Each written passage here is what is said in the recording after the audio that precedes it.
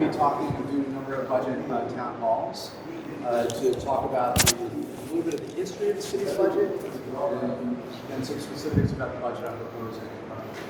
We've also got a lot of city staff here. If you want to just introduce yourself real quick, let's start with Alex. Hey, name is Alex Pullen. I'm the acting city assessor. Good evening. My name is Michael Piscatelli. I'm the Economic Development Administrator. Project Director. Ron Music, Deputy Budget Director. Becky? Sarah, Deputy Chief Administrative Officer. All right. And then there's. Hi, everyone. Ron Huggins, Deputy Director for Youth and Rec. All right. So, high level about this budget. Total proposed budget is $733 million. That's the general fund budget. The budget, as folks know, is divided into three parts: general funds, special funds are grant dollars, and then capital funds. And capital funds are the money that the city borrows to pay for a lot of infrastructure, improvements to the schools, things like that. We, several years back, decided to start doing capital budgets every 2 years instead of one, and there's some savings when we issue bonds, when we issue them all together, and so that's why we do them every 2 years. And this year is not one of those years, so the focus of this year is mostly on the general fund. This general fund budget, as I said, $730 million. It's an increase of 4.4% overall in comparison to last year. It's a balanced budget maintaining essential services. It includes a tax levy increase, and I'm going to go into more details on that. But the proposed tax increase that I submit on March 1st is 4%. But again, I'm going to talk about it in a little more detail. Budget also invests in a number of things that I hear a lot from the community we care about. Invest in education. There's a proposed $5 million increase to the Board of Education. There is invest in parks and climate. So there's three positions that are proposed to increase potential to our parks. And then there are two climate positions that are currently funded by grants that we are proposing because the grants are ending, that they go into the general fund. In invest in public safety, we had a police contract that we agreed to about a year ago that significantly increased police salaries to make us more competitive. We were losing a lot of officers. It continues that investment in our officers. Invest in our seniors is an additional position that will help facilitate the creation of once the old Barbell Club opens in Troy Square. There's a lot of room in that for youth activity and things like that. But we also want to make sure our seniors have a place to go there as well. So there's positions to add a senior center to that site. And then invest in our vulnerable residents. We put around $1.7 million into supporting individuals experiencing homelessness so they're not out on our streets and they have a pathway to gaining long-term housing. We've come a long way. I've been there for 6 years, and we've done a lot of work as a team to help stabilize our city budget. And I'll go through a little bit of details on that. First of all, we've really advocated to get more revenue to help pay for a lot of the services that our residents care for, and also address a lot of the historical financial problems that we have had in the city, underfunding our pensions, over borrowing, so we have a lot of debt service to pay today, our increasing healthcare costs. So we've really advocated in partnership with our state delegation for more state funding, and thanks to the leadership of Senator Mooney and others in our delegation, a lot of advocacy, we went from the state paying the taxes funds from $41.5 million in 2021 to now it's over $100 million coming from the state to the city to the county, and that money has really helped us primarily pay for, in addition to our services, a lot of the increasing costs in pensions and debt service. We've also really pushed Yale University to play a more significant role. And they have stepped up. This is a historical graph of the investments by Yale, the new openings by Yale to the city. You see the yellow was prior to 2021, and the new agreement that we had in 2022. This new agreement moved Yale's payments from $13 million to over $23 million each year, and that has crept up a little bit more.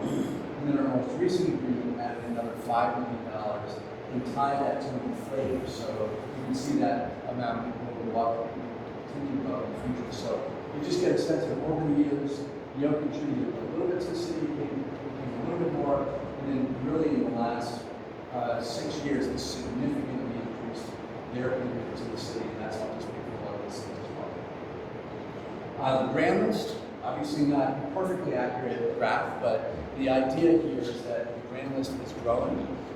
That is a lot of new developments that we're seeing in our city. We see a lot of residential developments, developments in bioscience, and that has increased the tax base that helps us collect additional revenue as well. On the expense side, we are limiting the amount that we borrow. So as I mentioned, we borrow every other year. And I've capped the amount that we borrow to $60 million every other year, so effectively $30 million per year. And over time, you will see that the debt service payments that we are paying will continue to go up, but then they will drop off significantly if we stick to this schedule.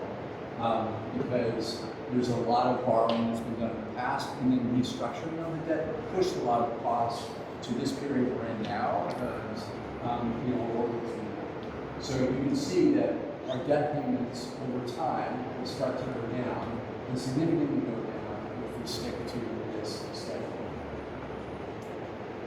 City pension expenditures. So we're investing more than ever in our city pensions. We're forcing ourselves to do that.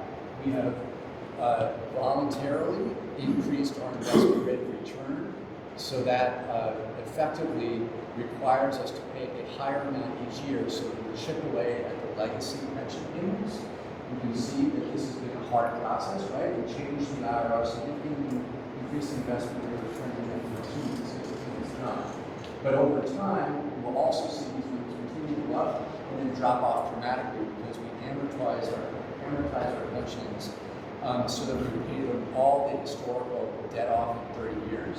And so in about 15 years from now or so, you'll see those payments drop significantly, and we will only have to carry the cost of the existing employees' pensions because we can get off a lot of those past pensions as well. Our expense history, you can see that over time, expenses, just like at home, continue to rise with inflation, but we try to keep it as close to inflation as possible.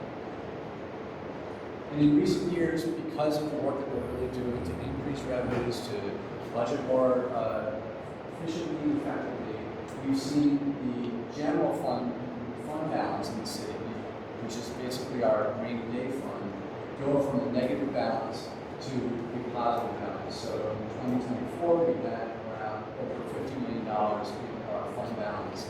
And that has been viewed, in addition to a lot of the other changes that we've made positively by the rating agencies. All the rating agencies have upgraded us, which makes it a little bit less cheaper for us to borrow money as well. And it's a sign that we're doing the right thing. So, revenue. And I'll talk a little bit more specifically about this budget. Where does the money that pays for revenue come from? You see 50% approximately comes from property taxes. That's primarily what people pay on their homes, businesses, property taxes, and also on their cars.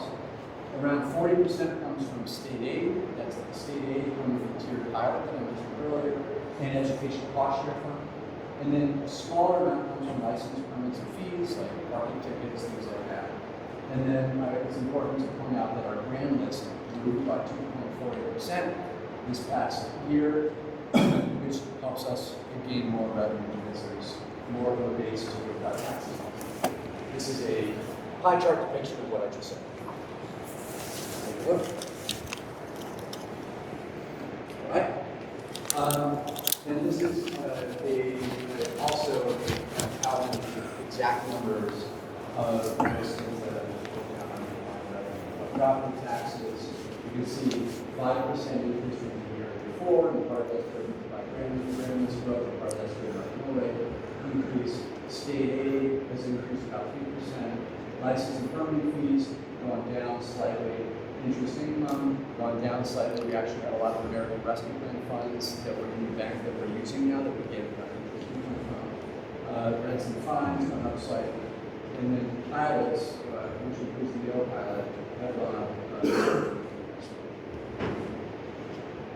Our grand list, this just shows that our grand list over time is growing, and that's a good thing for the more property that is being built primarily on parking lots that help pay for our taxes and services.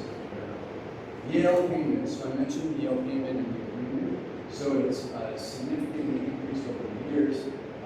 This coming year, this budget,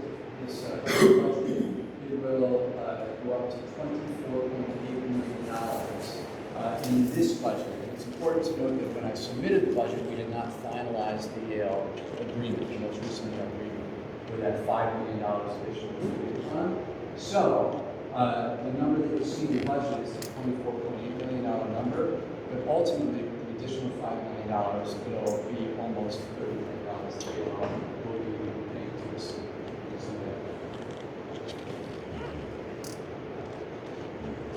Mill rate, so I propose a 4% increase. Now that we have the additional $5 million from the university, should the alders, because it's in the alders' hands now, decide to put that all towards a mill rate decrease, it will mean that instead of a 4% increase, it will be a 2.5% increase. The way that the process goes is I'm required